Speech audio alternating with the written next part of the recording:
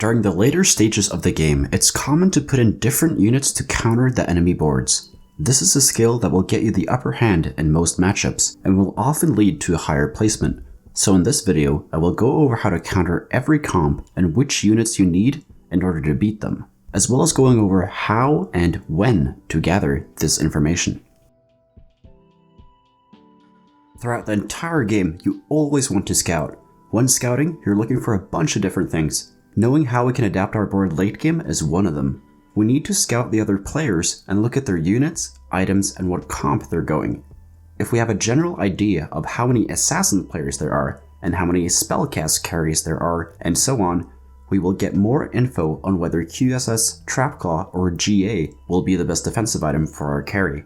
There are some important things you need to do every turn before you start scouting, but you will almost always have time to scout players on stage 3, 5, 3, 6, and the Wolves round. Here you will always be 50 gold, so there are few decisions you have to make as your mid-game board is already established at this point. Therefore, we will have around 10 to 20 seconds to scout all the other players on all of these 3 rounds. If you are new to scouting, check out this video where I go in depth on the subject. Aatrox gives backline access with his ultimate. He pulls in the 2 farthest away targets. This allows you to pull a unit from safety into your frontline where it's exposed. If you're going to tech in Aatrox, you will need him to be at least 2-starred or have at least 2 Vanguard in. Some things to keep in mind with Aatrox is that units with QSS or Trapclaw don't get pulled, and you want him on the opposite side of the enemy carry. In this situation, both of the Nautiluses are getting pulled, while Kale and Kindred stay safe, and if you put him in the middle, the 2 units on the outsides are getting pulled in, whereas here, he's pulling in the Kale. Just make sure to have your own carry somewhat close to Aatrox, so the units that are getting pulled in actually die. Morgana's ability shreds the attack damage of the enemy team by 40%. This works through QSS, so it can effectively cut the damage output of the enemy team in half. This is great to put in versus comps like Slayers, Duelists, and 8 Brawler comps. You can tech her into any comp, but she really likes to have at least 2 Enlightened, especially if only 1-starred. Sejuani provides big AoE CC that counters comps that clump up. She is great to put in if you're running Assassins yourself, as the big counter to Assassin comps is to clump up. All you need for her is to be 2-starred or have at least 2 Vanguard in. A big tip when running Sejuani is to put her closer to the sides of the map, as her spells would hit the backline carries. In this example, both Kale and Kindred are getting CC'd, but if she was in the middle, none of them would get CC'd. Shen's ability taunts enemies. This can be great versus assassins if Shen targets them. Backline him like this, and then he will focus the Talon, and force Talon to attack him instead of Kale. In general though, I would never tech in a Shen just to do this, unless it's a 1v1 situation. Azir's Sand Soldiers can be used to not only give you more frontline, but also to counter assassins and spell targeting.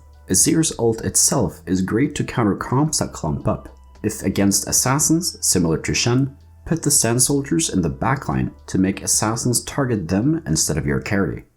In addition, you can place them so that they are the farthest away target from units like Aatrox and Aesol, resulting in the soldiers getting targeted instead of your carry. Azir can always be put in regardless if he fits your synergies or not. He's the most flexible unit in the game right now if you ask me. Lee Sin is used to take out giant threats that are hard to kill. If you're good at scouting and finding out where most of the big threats are, he can give you a lot of value. He is great to put in if there are a lot of unkillable units, like 3-star tanks or like a stacked Olaf. Ornn is an unusual champion. The earlier you find him, the better. Most of the time if you find him in stage 4 or early stage 5, it will be worth it to run him for 1 cycle just to get the item. I've already made a video on how to use all the Ornn items, so I'll link that in the description. But Ornn as a unit is just a worse Aatrox or Sejuani, so never use him if you don't want the item. Set is another carry to put in that is great versus tanky enemies. If you solo frontline him so he does his sit-ups early, he can easily deal with units due to him getting true damage. Since he will rarely do enough damage when only 1-star, I only tech him in when 2-starred. Swain is also a great carry to run if you have a ton of defensive items. His ability to heal himself will make him an even stronger frontliner, and the spell also applies the same effect as Morellonomicon. This can also be very useful against comps with large amounts of defenses like Vanguard Mystics or Brawlers, but similarly to Set, I will only tech him in once he's 2-starred. Yoni's ability shreds armor and MR of the enemies hit by it. Naturally, this makes him a great counter to Elderwoods, Vanguards, and Mystic units. In addition, his ability deals a lot of damage, so he can be a strong carry as well.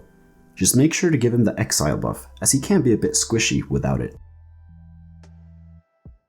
Lastly, we'll go over how you can counter each comp with the different units. Against Warlords, Azir is great as you can make Katarina ult away from your carry, and the soldiers can also bait out Nidalee spears if you're against the reroll version. Set is also a stronger carry into Warlords due to them having higher HP than normal units. In addition, we also want to build Giant Slayer on our carry against them, as it procs on all the Warlord units. Against Duelists, Azir is yet again great as the Sand Soldiers can be put in front for even more frontline.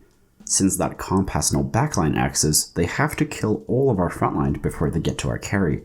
Lee Sin is also great as we can position him to kick out the Yasuo. Morgana is also great versus them as they are attack damage based. Against Diana, Azir is great to lead Diana away from your carry. Aatrox is also great as you can position him on the opposite side of your carry, and then he pulls the assassins away from your carry. Against 8 brawlers, Morgana is great as they are mostly attack damage based. Bonus points if you have Morello on her. Here, Giant Slayer is a great counter item, and Sunfire Cape is a great one too if you don't already have Morello. Set or Swain are also great secondary carries into brawlers. Against Enlightened Talon, Azir is great to counter the Talon, and you also want to avoid boxing up as Morgana with Morello will get great value.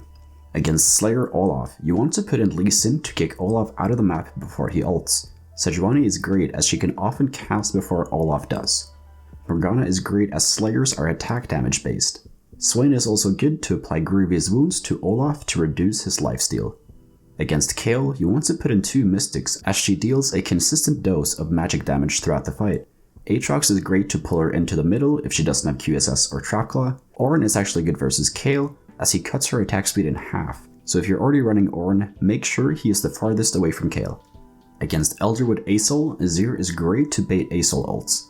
Aatrox is great to pull out Asol and to force him to ult away from your carry. Sejuani is great as that comp usually clumps up around Asol. Against Vanguard Mystics, items like Morello and Sunfire are great as they deal true damage. Since they already have such high resistances, Set will also be a great secondary carry. Aatrox can also be good as Nico rarely has QSS, and if your comp doesn't have backline access, it'll be very hard to get to the Nico. Lee Sin is also great as he will often be able to kick out some of the units off the map before dying. Against 3-star Zed, Azir is yet again great. Also, the Adept synergy is good to put in if possible. This is because we want the spirits to take as long as possible before casting. So what you do during the mid game is to scout the other boards, find out what comp every single person is going, and then count in your head to find out how many of these counter units will be good. How many you can put in will depend a lot on the comp you're playing. Some can fit in a lot of them, some might not be able to fit in any. One thing to keep in mind is the HP difference of the players. If most of the assassin players are weak, then you might not need Azir as they will bleed out anyways. So prioritize countering healthier opponents. And also keep in mind that it's important to make sure your own board is strong before you tech in stuff to make your opponents weaker.